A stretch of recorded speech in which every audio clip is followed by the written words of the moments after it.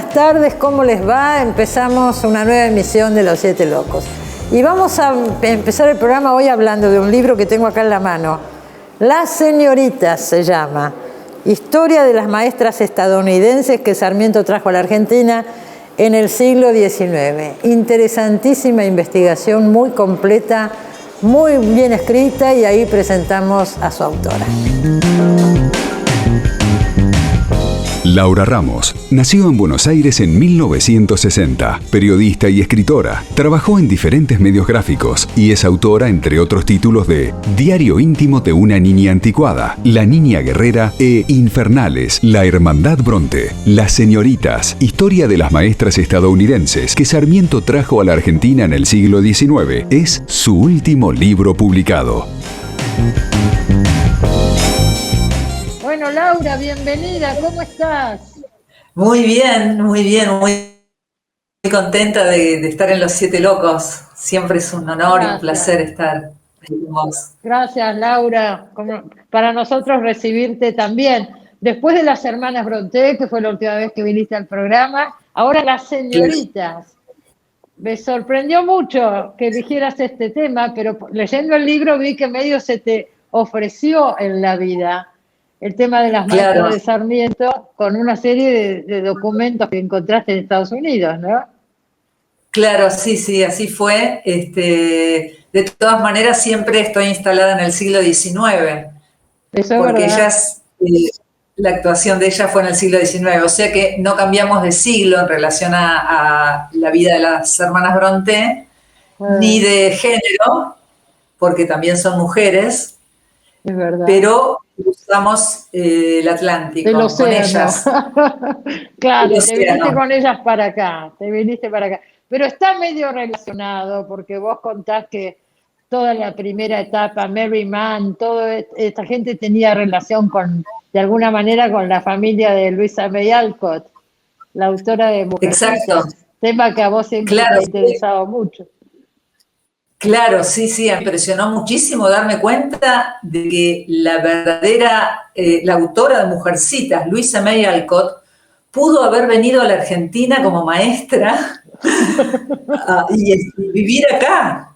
O sea, pudimos haberla tenido acá realmente, porque ellos estaban, la familia de Louisa May Alcott y la familia de las hermanas Mann estaban íntimamente relacionadas, hasta llegaron a intercambiar la casa, porque las dos casas están pegadas.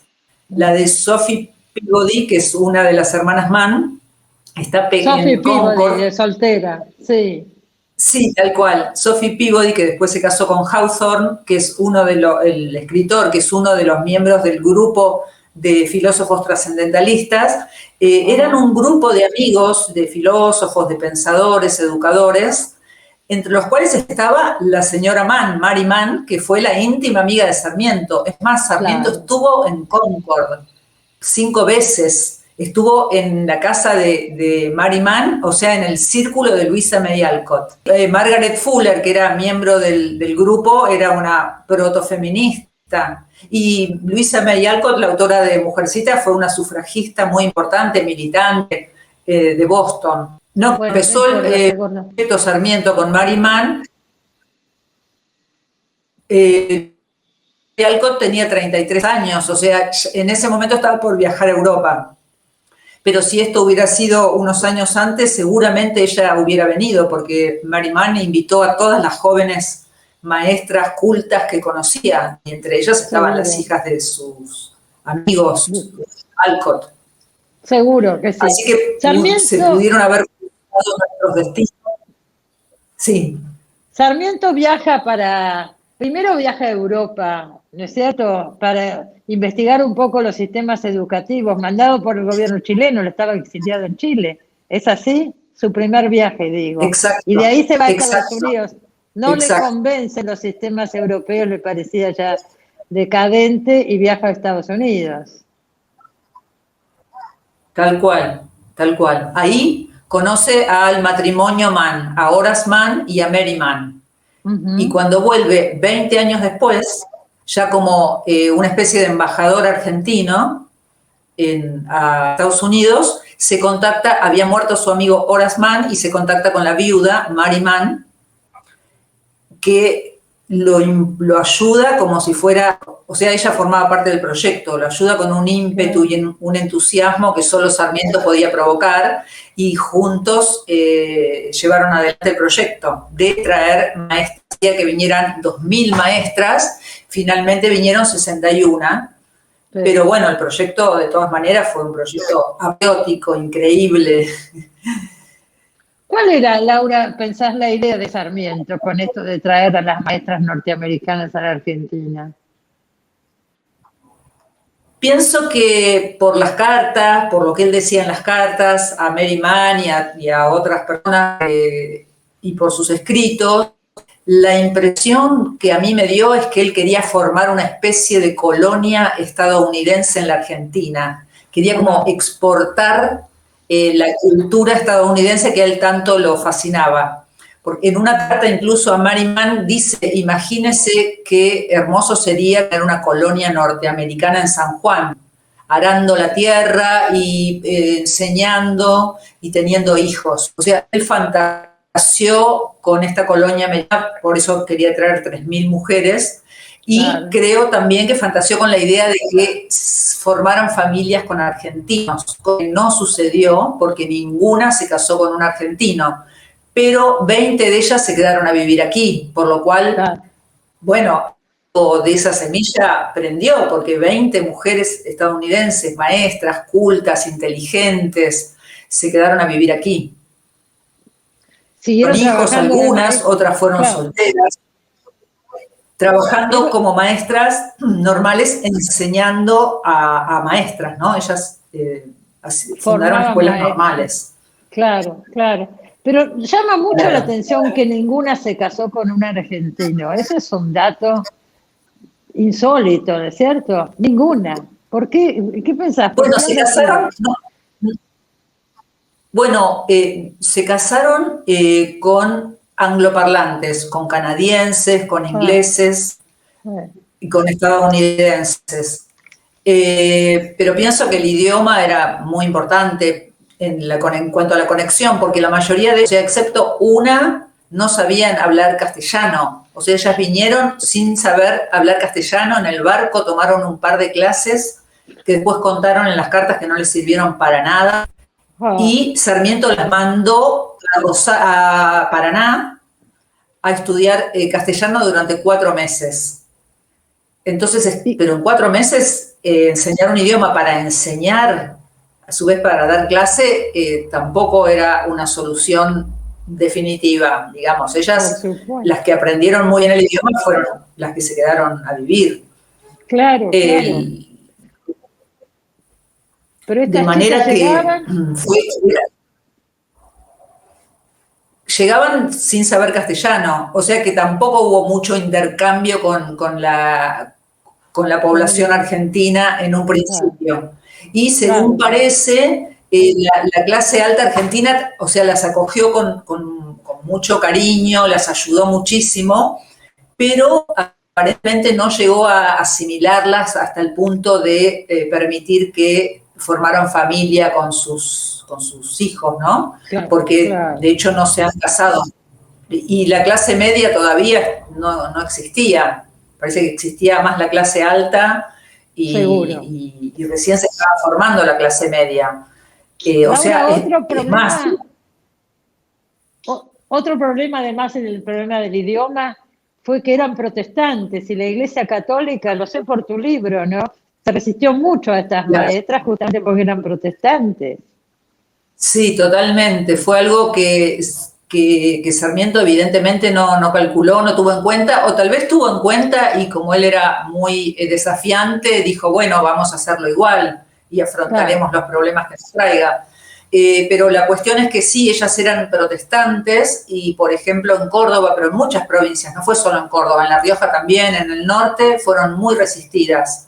En Córdoba, bueno, las apedreaban, las escupían por la calle, se persignaban cuando pasaban a su lado, y una de ellas, tenía 22 años, Fanny Armstrong, tenía 22 años, que fue la directora designada para la Escuela de Paraná, pidió una audiencia con el enviado papal, que el Papa desde el Vaticano había mandado un emisario suyo como para arreglar los problemas. Ella pide una audiencia con este enviado, llegan a un acuerdo, pero era un acuerdo aparentemente muy poco ventajoso para el Estado argentino, y el presidente Juárez Celman la reta a ella, le hace un llamado de atención y rompe relaciones con el Vaticano, o sea, es un escándalo internacional. Por el tema de las maestras. Sí, fue un escándalo tremendo. Y las dos maestras, la directora y la subdirectora, fueron trasladadas, después de 4 años de graves conflictos, fueron trasladadas a otras provincias y se puso directora y subdirectora argentinas y católicas. O sea que el conflicto finalmente, digamos, no fue resuelto en favor de las maestras protestantes. Pero hubo manifestaciones en la calle en contra de las maestras protestantes. Les pintaron el colegio, la escuela normal, y alguien escribió una pintada que decía: esta es la casa del diablo. O sea, realmente se llamó la Guerra Santa, la llamaban la Guerra Santa. Fue como un estado de guerra. Claro, traer a las maestras norteamericanas por Sarmiento también era una manera de terminar con la educación de raigambre hispánica que teníamos tan instalada acá, ¿no es cierto? Exacto, tan cercana al catolicismo. Exacto, porque la iglesia, es que el país se estaba construyendo, entonces no había instituciones. La iglesia era la que se hacía cargo de la educación hasta hacía 3 años antes, o sea, recién el Estado se había hecho cargo de la educación. Era todo muy, muy en los comienzos. Y era una lucha política, o sea, entre el Estado y la iglesia. Otro tema que tratás en el libro, Laura, es el tema de que Sarmiento, a veces las maestras no querían, justamente porque este era un país de formación, no querían ir al interior. Y Sarmiento estaba empecinado en que fueran a las provincias, no que se quedaran acá en la capital solamente, ¿no? Todos estos proyectos realmente se hicieron en el interior. Sí, Sarmiento yo creo que era un federal en algún sentido, porque él amaba el interior y él deseaba que las maestras fueran al interior y fueran a San Juan. Desde Estados Unidos mandó pianos, escritorios, pupitres, mapas, mapamundis, elementos buenísimos para la escuela de San Juan. La tenía lista la escuela y estaba esperando que llegara la directora, y la primera maestra que él había contratado, cuando llegó, Mary Gorman, que era una maestra excelente, joven, entusiasta, muy culta y que sabía español, se enamoró en el barco de un joven estadounidense también, cuya familia vivía en la Argentina, y la convencieron de que no fuera, le dijeron que era una locura, que el interior estaba en armas, y ella se negó a ir. Sarmiento, tuvo como un ataque de rabia tremendo, finalmente contrató a otras 3 maestras. En la misma semana en que 3 maestras debían viajar a San Juan, recién llegadas de Estados Unidos, se prepara todo el viaje para que se suban a la diligencia y finalmente lleguen a San Juan, y esa misma semana es asesinado Urquiza, el gobernador de Entre Ríos, en brazos de su esposa y de sus hijas. Se levanta el interior, se levanta López Jordán con las montoneras del interior, en rebeldía, y, digamos, la comunidad angloparlante de Buenos Aires le dice a estas 3 maestras que no vayan, que se rehúsen a ir al interior, que estaba alzado en armas. Ellas piden una audiencia con Sarmiento, que en ese momento ya era presidente, lo van a ver y le plantean que no pueden ir a San Juan, que el camino estaba sembrado de guerra y de lanzas y de muerte. Y él monta en cólera y les dice cosas que un caballero nunca debe decir a una mujer. Estoy entrecomillando lo que luego contó Juana Manso en una carta a Marianne. O sea que debemos imaginar el enojo de Sarmiento. Tremendos, que tenían carácter. Los insultos que debe haber dado a estas 3 muchachas que igualmente se quedaron en Buenos Aires, sufrieron la fiebre amarilla.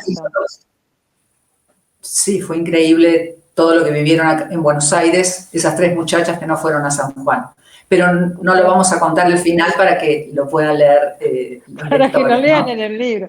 Pero una cosa que es impresionante, que eso sí podemos contar, Laura, es que vos te encontrás con todos estos papeles en una universidad norteamericana en un principio, ¿no es cierto? Que fue el disparador del libro. Sí, el grueso de toda la información que tengo viene de Estados Unidos, porque allá aparentemente tienen la costumbre, las familias y en general los escritores, de donar o de guardar en las bibliotecas de las universidades los materiales. O sea, si se trata de familias, guardan las cartas y los diarios íntimos. Si se trata de investigadores, guardan todo el material crudo.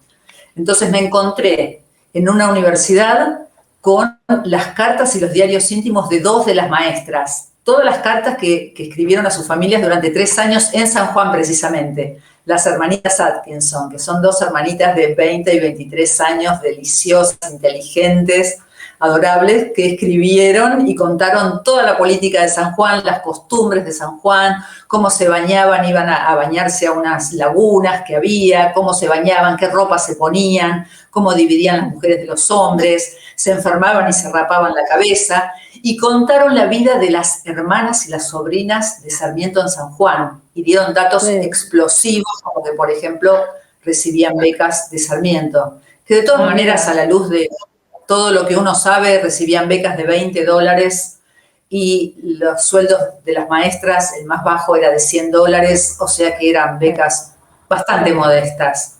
Pero tampoco correspondían, digamos.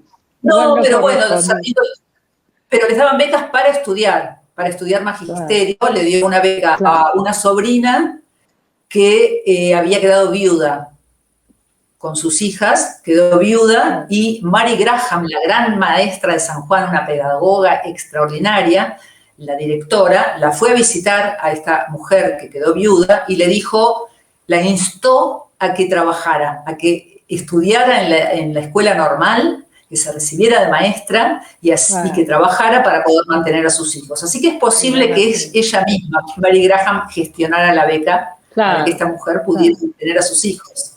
Pero encontraste también a una antepasada de Borges dando vueltas por ahí. A la abuela inglesa que fue la que le enseñó inglés. La encontré, no lo podía creer. Estaba leyendo un diario íntimo de una maestra y decía, hoy desayunamos con la señora Borges, con la letra que tenían esas chicas, que era una letra apretadita para que alcanzara más el papel, para ahorrar papel. Llena de tinta, viejísima. Hoy desayunamos con la señora de Borges. Y después empezaron a aparecer más menciones y en una decía, la señora de Borges es una inglesa que se casó con un sudamericano. Yo dije, es la abuela. Y sí, era Fanny Aslam, que hospedaba, cuando se quedó viuda, muy joven, a los 33 años, hospedaba a las maestras en su casa de San Juan, de Paraná, en la casa de su hermana de Paraná. Es increíble. Bueno, el libro está lleno de hallazgos como este, pero no podemos pasar horas hablando de la cantidad de anécdotas que aparecen acá. Se llama Las Señoritas, de Laura Ramos, y por supuesto que lo recomendamos de todo corazón. Laura, me alegro de verte, aunque sea así, y ya terminará esto y nos vamos a ver. Nos vamos a encontrar personalmente, tengo muchas ganas de verte. La conozco a Laura Ramos de tantos años que ya ni nos acordamos de cuándo. Yo sí me acuerdo de todo. ¿Vos te acordás? Yo también me acuerdo, de los 80. Sí, cómo no me voy a acordar. Nos vemos pronto. Un abrazo enorme. Y suerte. Chao. Gracias.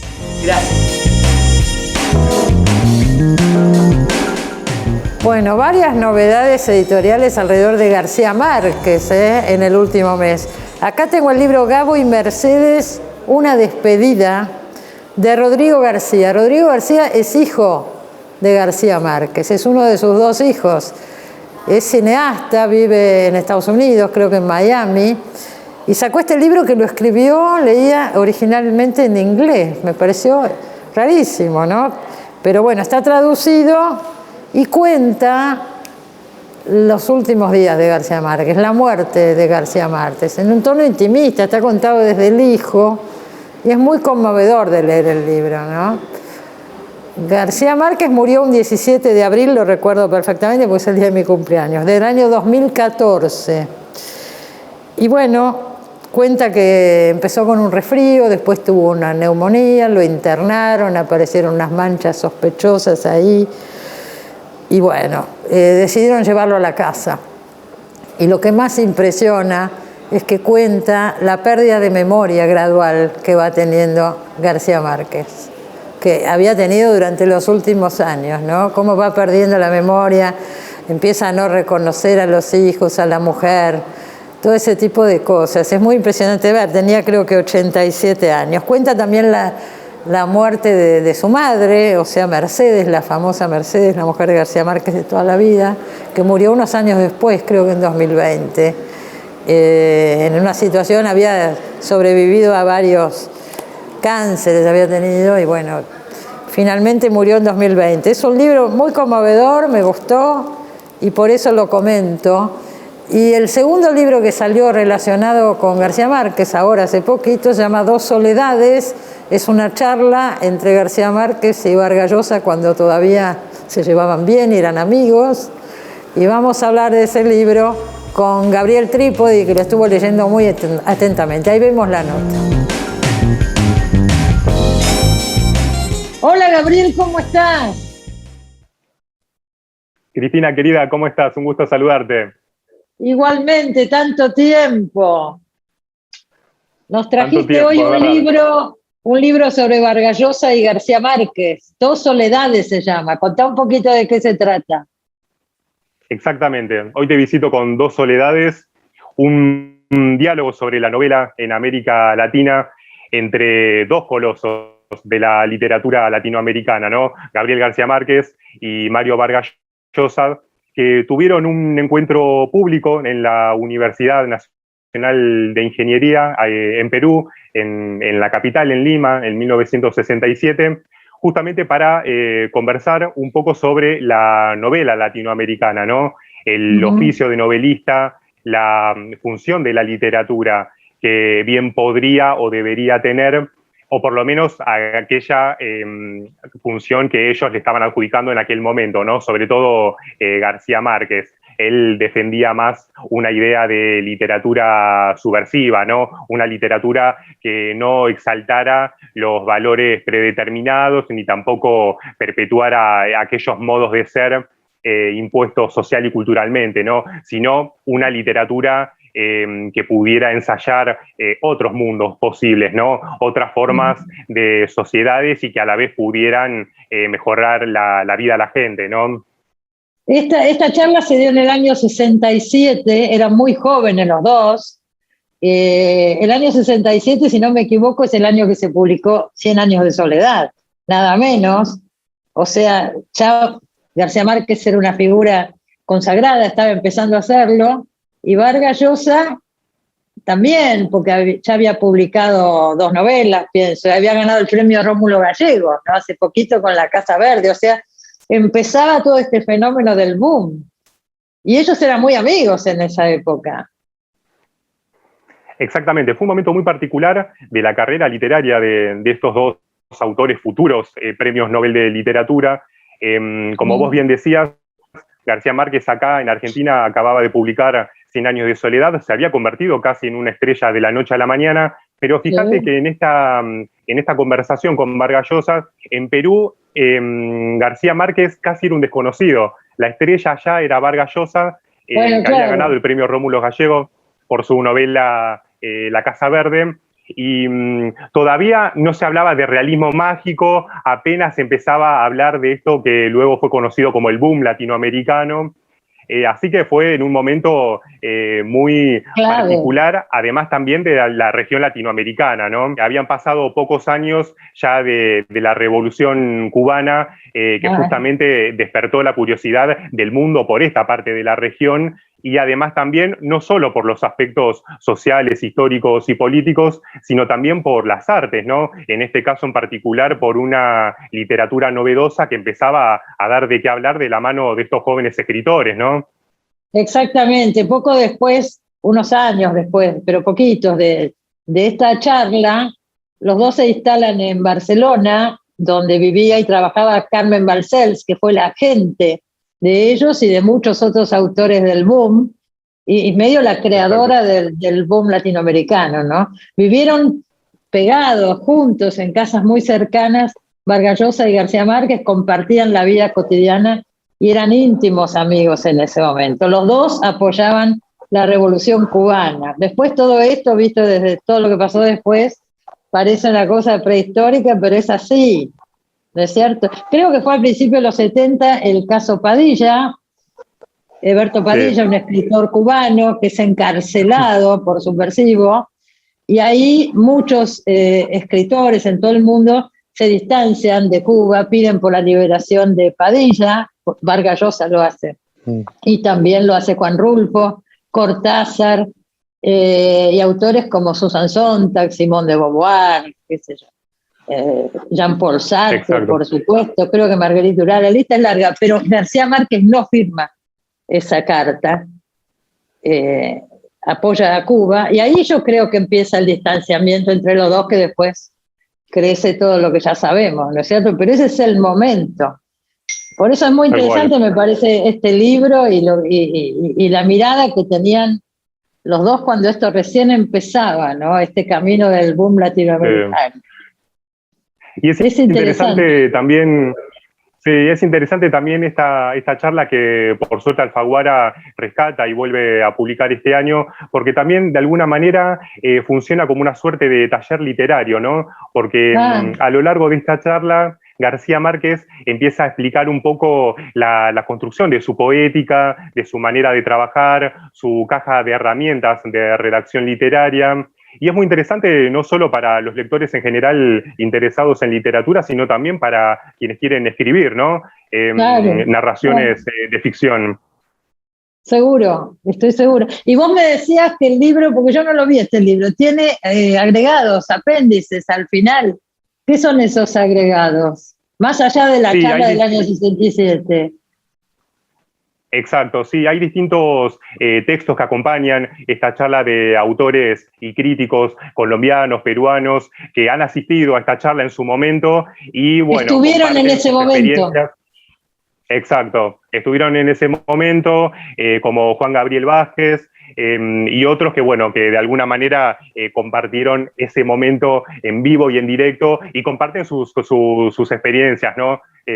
¿Sus recuerdos de ese día o qué? Exactamente, exactamente. Y lo que justamente empezaba a suceder a partir de ahí, como dicen algunos de ellos, de alguna manera el kilómetro cero de lo que luego fue conocido como el boom latinoamericano, ¿no? Esta charla en el 67 en la capital de Perú. Es muy interesante lo que decís. Está Belardo Oquendo, creo también, un autor peruano, y una serie de escritores, ¿no es cierto? Porque todo esto visto en perspectiva a lo largo de los años, qué sé yo, se resignifica en muchos aspectos. Hubo un episodio, esto ya entramos en un terreno extraliterario, pero este distanciamiento entre Vargas Llosa y García Márquez, estoy recordando que después se dejaron de ver durante muchos años, pero una vez se encontraron, creo que fue en un teatro, y Vargas Llosa le dio una trompada a García Márquez que lo derribó. Y eso también generó toda una mitología, qué había pasado para que llegaran a ese punto, ¿no? Y después no se reconciliaron nunca más. Yo no sé si se volvieron a encontrar. Hubo intentos de que se encontraran, pero creo que nunca llegaron a encontrarse. Ahora, ¿por qué fue la trompada? Hay muchas versiones, pero la verdad no la conocemos. Por eso me interesaba cómo siempre se vuelve a esta figura, ¿no es cierto? Y sobre todo, ¿qué decían en sus comienzos? ¿Qué decían en ese momento? Año 67. Año claro. Entre estos textos que acompañan a esta charla también hay uno del propio Vargas Llosa hablando sobre García Márquez de 2017, ¿no? Que fue publicado en el diario El País. Y bueno, ahí hace un reconto, digamos, de toda su relación. No menciona para nada este episodio, pero sí sus diferencias intelectuales. No lo menciona, pero sí sus diferencias ideológicas, ¿no? Que ya son bastante más marcadas. Y ahí sí, bueno, ya hay una división de aguas muy reconocible, ¿no? Por supuesto. ¿Y habla del caso Padilla, Vargas Llosa en esa? Exacto, sí, habla del caso Padilla y bueno, y cómo después estas ideologías también los empiezan a separar más allá de las relaciones que en su momento, bueno, tuvieron un gran acercamiento, ¿no? Pero que después, bueno, la vida, el trabajo, la ideología lo separó, ¿no? Que eso también hay que decirlo. Sobre todo las ideas lo separan, las ideas políticas. Exacto. Bueno, antes de despedirnos te quiero decir una cosa, hacer una pregunta. Están empezando a abrir los teatros, ya abrieron unos cuantos teatros.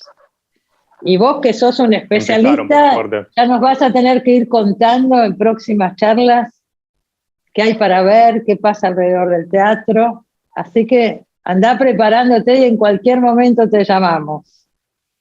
Buenísimo, porque la verdad es que hay que apoyar el teatro y bueno, por supuesto ahora están con un aforo reducido, pero por suerte están abriendo las puertas y están empezando a tenerse algunas obras interesantes, así que para la próxima, por supuesto, estamos ahí contándole a toda la gente sobre las nuevas obras acá en Buenos Aires. Buenísimo, Gabriel, esperamos eso. Bueno, nos vemos pronto. Gracias. Y muchas gracias. Chao. A vos.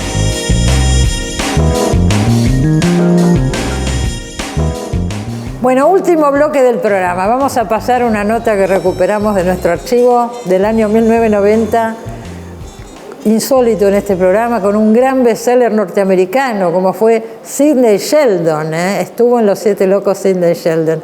Yo lo conocí unos años antes, creo que fue en el año 85. La editorial MC lo trajo al país porque publicaba sus novelas, lo trajo para la Feria del Libro. Y ellos me propusieron hacer de intérprete de Sidney Sheldon en la Argentina esa semana que iba a estar en Buenos Aires. Y fue una tarea muy distinta para mí, pero muy interesante, mi semana con el bestseller norteamericano. Fuimos a todas partes, fue un año muy especial, 85, recién volvía la democracia, y el presidente Alfonsín invitó a los autores extranjeros que estaban en Buenos Aires en ese momento por la Feria del Libro, los invitó a la Casa Rosada. Yo iba atrás de Sidney Sheldon, fui ahí también. Después recuerdo una comida que hizo la Embajada Norteamericana en honor a los escritores norteamericanos que habían venido, que eran dos, y muy distintos entre sí, porque estaba Sidney Sheldon y estaba Susan Sontag. Entonces yo presencié, éramos pocos en ese almuerzo, el diálogo entre Sheldon y Susan Sontag realmente no tuvo desperdicio. Bueno, unos años después él volvió a presentar otro libro, que fue en el 90, yo ya estaba haciendo este programa, entonces, bueno, por esa relación que teníamos lo invité al programa y vino. Así que vamos a pasar hoy un fragmento de la nota con Sidney Sheldon y con eso ya nos despedimos. Nos vemos como siempre el sábado que viene en Los Siete Locos. Buena semana. Chao. Fan mail that I find most flattering is from women who say that I'm the only male writer they know who understands women, and that pleases me very much. The only one? Yes. And do you feel you understand women? No. No? No, it's very hard for a man to understand women, but I love women, and I empathize with them, I sympathize with them. Do you think that all the situations that happen in your novels could happen in reality? Oh, absolutely. Yes? Yeah, I won't write... They are so fantastic. I know, but if there's a situation where a reader says, oh, I don't believe it, it spoils the illusion of the story. So everything to me is very real. My characters are very real to me. And I think because of that, they're real to my readers. I get a lot of letters. I remember in one book, Rage of Angels, I let a little boy die. I got so many letters. People were so unhappy. One woman wrote to me from the East and gave me her phone number and said, call me, I can't sleep. How could you let him die? It got so bad, Christina, that when I did the miniseries on television, I let him live. I mean, people were just too unhappy. You changed the plot. That's right. I did. They write you a lot, your readers, all over the world? Yes, I'm in 50 different countries. Yeah, so you've been translated to 50 languages. 50 languages. So I get a lot of letters from everywhere. And when you travel, people recognize you everywhere or not? If they hear my name, they know who I am usually. Or if they recognize my picture from the book jacket, yes.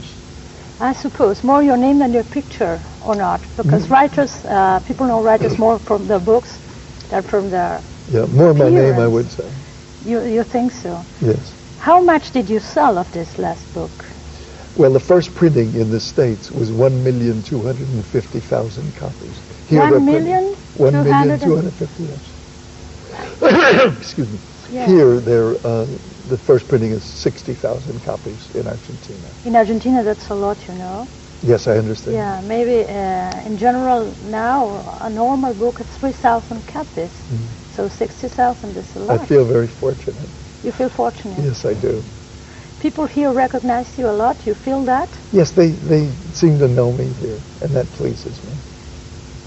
When did you arrive? A few days ago, and I'll be here for another week. But I'll be traveling around Argentina to different places. You go to different cities? Cordoba tomorrow, yes. I see. And a couple other places. Tell me about your book, Sidney, this story. You have a group, a searching group, because you had so many data, so many things. I wonder when I read you always, how did you get all that information? Well, I do enormous research. You yourself? Oh, yes. Because I've been told, I don't know. Yeah. I don't have much opportunity of knowing American writers. We don't meet much of them here.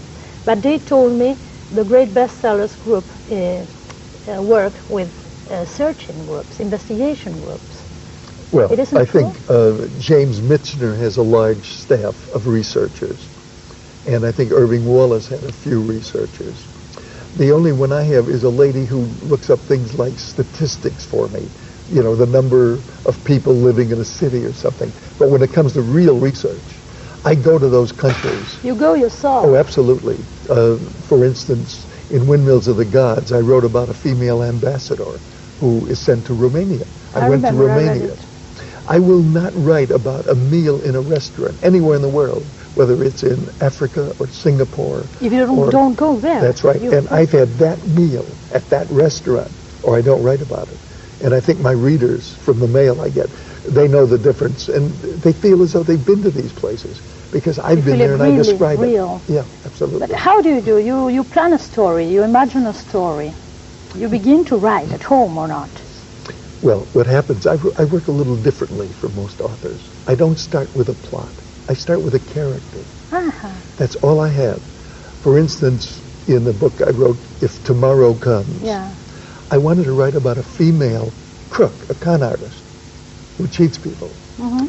And that's all I had to begin with, a female con artist. I had no plot. In Rage of Angels, I wanted to write about a female criminal attorney. I had no plot. Time magazine said that I'm so powerful that all I have to do is tell my publisher 3 words and they commit to a book. It has nothing to do with power. Those 3 words are the only words I know at that time.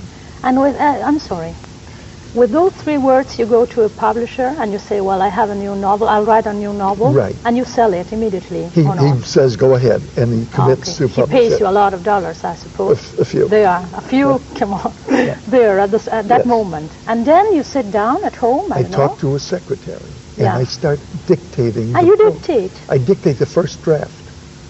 And as I talk, the story comes to life, and other characters come in, and pretty soon I see where it's going. But when I start, I have no idea where it's going. In a sense, I am the reader as well as the writer because I don't know what's going to happen next. And it's an exciting way to work. Yes. It is exciting. And when I finish the first draft, which can be 1,500 pages, I take the typed pages and I go to page 1 and I start rewriting it.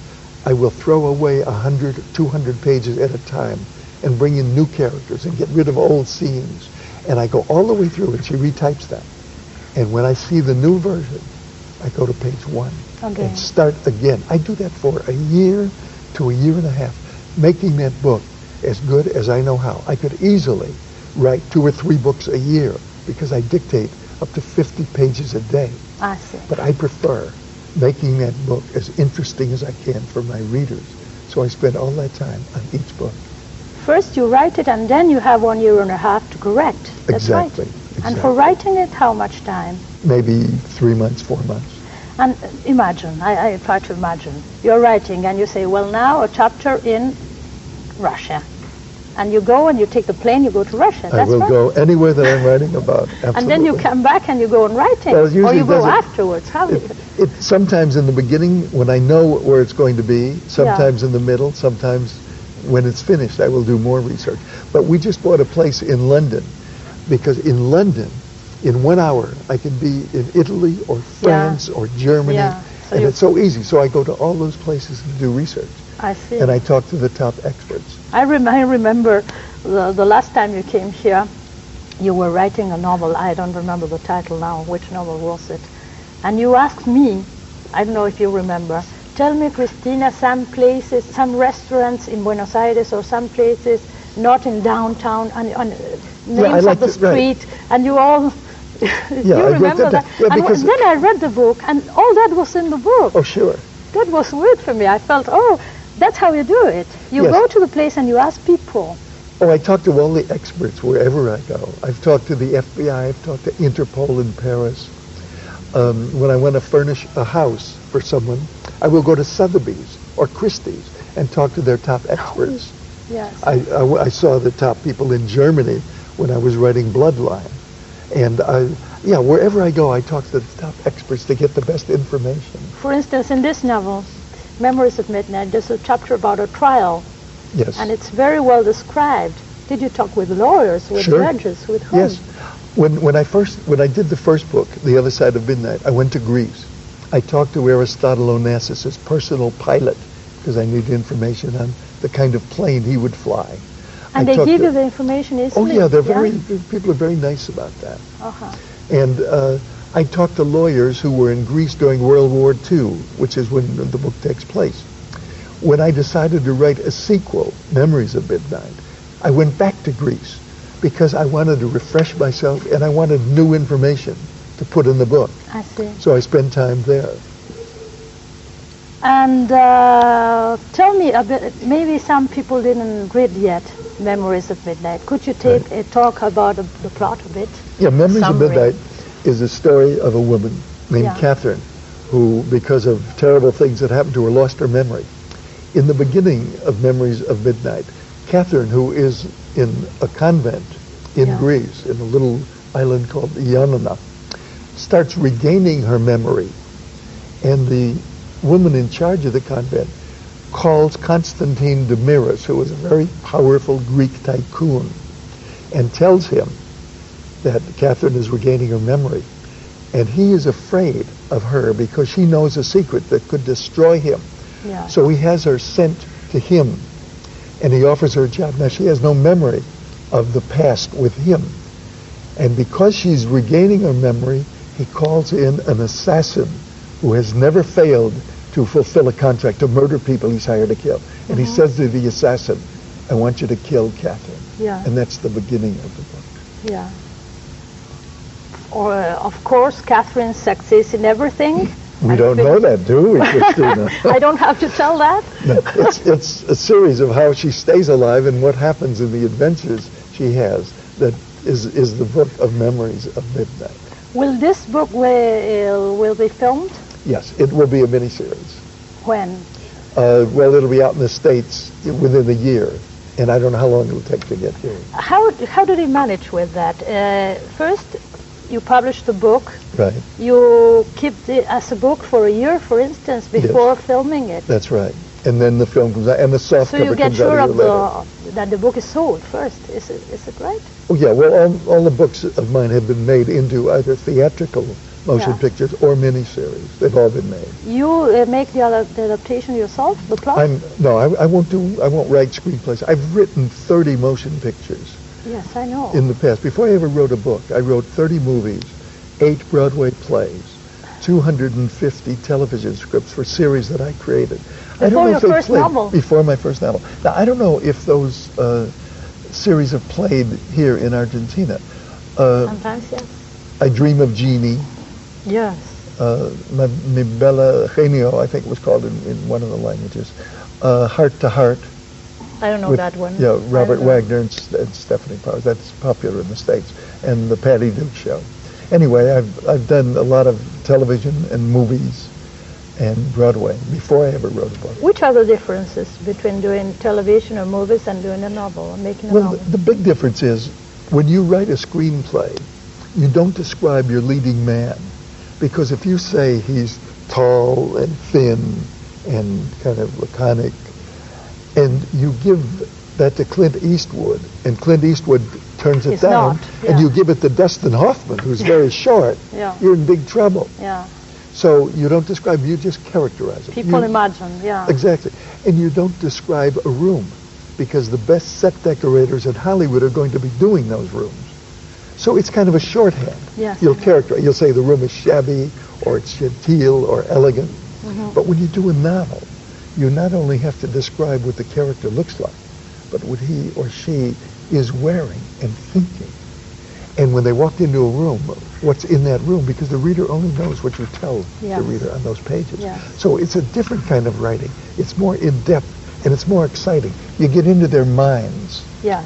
I enjoy that. You most. enjoy it much Most. more. Which are the formula, what do you think are the formula for being a bestseller? There is no I formula. imagine there is no formula. No. Because But if you many say... people try and they can't. Yeah, if But you say... do I'm- you work with formula? That's what I asked you. Do you have it? Can't. No? I'll tell you why. Yeah. If you say, I'm going to write a bestseller, Yeah. and you sit down to write it, what you're really saying is, I'm going to write a book with the lowest common denominator so that the most people will read it. Yes. Okay, I think when you try to please everybody, You don't please wind up anyone. pleasing anybody. Yes. Now, my readers are housewives, school teachers, truck drivers, scientists, prostitutes, and I'm in so many countries. I mean, how do you please a scientist in Finland and a housewife in Africa? It sounds impossible. It is impossible. So I don't think of my readers. I don't think of the audience. I get an idea that excites me, and I write it as well as I know how before I ever give it to my publisher. And I hope readers will like it. That's Yeah. if that's a formula, that's my formula. That's your formula, but working so many years, I suppose you have some tricks or things you had. The only trick I have is that I try to end each chapter so it's what we call a cliffhanger. So it's so exciting. How do you call it? A cliffhanger, hanging from Yeah, a cliff. yeah, that's right. So the reader has to turn one more page and You see can't what's going to stop, happen. you can't stop. If that's a trick, I try to I do think that. it is, yeah. Yeah. Well, yes, a formula or whatever you can tell. Yeah, it's very hard for me to find a book that I can't put down. If I'm reading at night and I get sleepy, I look ahead to see how many pages to the end of the chapter. And I say 5 pages, I'll stay awake till then. When I get to the end of the chapter, I close the book and go to sleep. I try to write my books so that when the reader gets to the end of the chapter, he or she has the to turn other another one. and keep going.